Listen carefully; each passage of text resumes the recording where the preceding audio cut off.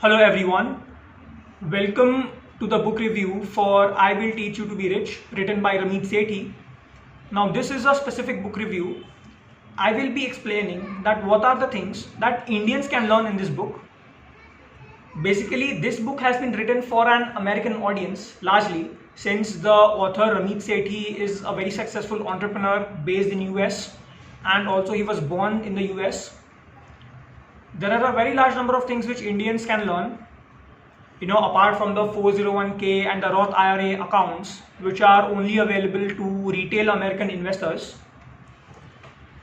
So this book basically is very important when it comes to learning about personal finance. In fact, this book has changed the way millions of people in the world look at investing and personal finance for the individual investor. This book has 9 chapters which basically occur after a small introduction, but this introduction basically tells you volumes about the theme of this book. First of all, Ramit Sethi basically urges you to answer two very important questions. Why do you want to get rich? And what does the word rich mean to you? Like, you have to start with an end goal in mind, that why do you want to get rich? Do you want to have a big house? Do you want to play golf every weekend? Or do you want to go to, really good vacations, exotic locations every year? Do you want to start a charity? Yeah. And then he also tells you to find the answer to what is your meaning of being rich. Yeah. Like, what kind of habits will you have when you get rich? What amount of money really means that you are rich? Yeah. What will your life look like when you will get rich? What do you want to do when you get rich? Yeah. Then he moves on to, really saying that, never indulge in impulse buying, impulse spending. Yeah. Buy only what you need and some things that you want, but don't keep on buying things only because you like the look of them, or all the people around you are buying that thing, or maybe your a family member or a friend is basically again and again telling that this is very good, you must buy it, it will help you. For example, let's just say that you are a group of 4 or 5 friends, and 2 or 3 friends, they go and they basically buy shirts and pants from a specific store, and even you will go and buy them in a peer pressure. So don't fall into all this. Avoid impulse spending. And what he means to say is that once you save money by not impulse buying, you are able to save the money for things that you really have a passion for. Like, you may want to go to a new food joint every week, you may want to go to a stand-up comedy show every 2 weeks, or you like using a high performance laptop, a high performance mobile phone. Yeah. So don't buy things that you don't really need, so that you can buy the things, or you can do the things that you really have a passion for. And he is basically giving a very important message, that it is only you and you yourself who is responsible for personal finance, not the party which is in power, not your boss, not where you live, not your financial advisor. It is only you and you who is responsible for your personal finance. Then moving on, the first chapter is all about how to optimize a credit card. Yeah, using a credit card properly, which many of us fail. Many of us fail at managing our cards. Now here again, a lot of the things that are being spoken, like the type of the card, the specifics of the credit card, which bank is issuing a credit card, many of these things are valid only for the American readers. But what Indians can learn is that be very wise when you use a credit card, and be very disciplined in paying the bill every month.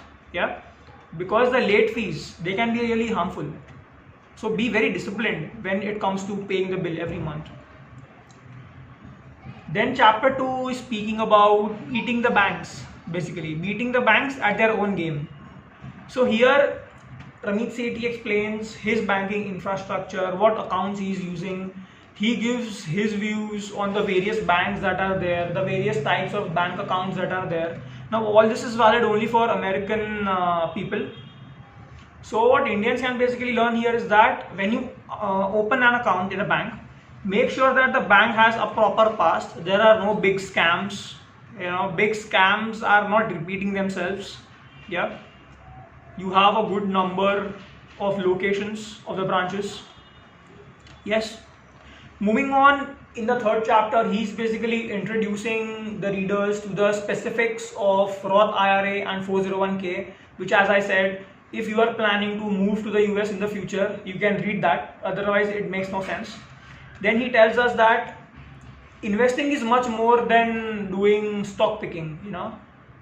Apart from individual stocks, there are so many other financial instruments, and stock picking may not always be the appropriate idea based on your knowledge.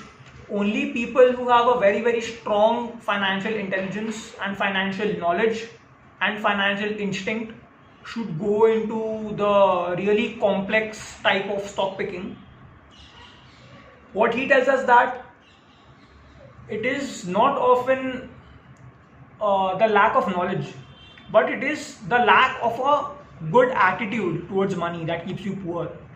What I mean to say here is, have you really examined your opinions about money?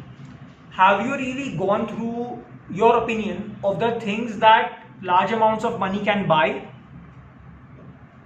Because if you have a very, very bad opinion of the things which require a large amount of money to be purchased, and in your subconscious mind that keeps on repeating, your subconscious mind will basically feel that I don't need to earn more money because all the things which I would have been purchasing with this large amount of money, all they are bad, they are inefficient, they are unattractive, they are evil. Money is the root of all evil. So why do I earn more money? And that's how you will be again and again going in and out of that evil cycle, and you will stay poor, or you will be a middle class person for the rest of your life. So it is often your attitude towards money that keeps you poor. Then he reminds us that there have been surveys in the US, and every 4 out of 5 millionaires have built their money, have built their wealth, have built their financial empire from scratch. So he reminds us that even if you don't come from a financially rich background, you can still get rich. And then he reminds us that investing is basically the only method to get rich. There are no other methods. Yeah. And then moving on to the next chapter, he is basically speaking about conscious spending, avoiding impulse buying. He talks about a nuanced approach to spending, because there are some things, some costs which you can't avoid. You have electricity bills, you have rent, you have insurance costs, and then there are some things which you can avoid, like going out too many times a week, buying wine bottles too many times a month. Yeah, going out to restaurants too many times a month. So he is basically advising to have a very good spending plan, to have a proper spending plan, and spending on what you love and buying what you only need. And then he is also encouraging the users to basically pay yourself first. That, let's just say you wanted to buy something fancy out of your monthly salary, but you also have your investment goals every month. So what he's basically saying is that first you always invest from your paycheck, then out of the leftover part you have fun. Like you go out, you go for a movie, you go to a restaurant, go to a fancy restaurant, I would say. Do all that after you have done your investment for the month. Pay yourself first. Don't pay a restaurant first. Pay yourself first. Yeah. And then he also talks at length about how to ask for a raise, how to negotiate for a higher salary. Now, all the things that he speaks about, I'm not really sure whether they would work in India.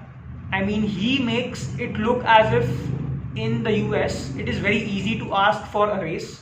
I'm not really sure how it works in India. So people who are interested can definitely read that section. He basically tells us how to approach your boss or your senior when you want to ask for a raise, how to organize, like you have to have 4 or 5 meetings within a period of 3 or 4 months, and only in the final meeting you are supposed to actually ask for a raise. So interested readers can read that section in detail, which is the last part of the 4th chapter. And then the 5th chapter is basically all about automating your finances, but that will be discussed in part 2 of this video. So this was the first part of this video where I reviewed the introduction of the book and the first 4 chapters. If you wish to see the review of the next 5 chapters of this book, that is in the part 2 of this video. The link for that video is somewhere here and also in the description. And if you wish to see more of such videos where I talk about books related to investing and personal finance, then I want you to give my channel a subscribe, like this video, and I want you to share this video with anyone who you know is just started to learn about investing and personal finance. I'll see you in the part 2 of this video. Thank you.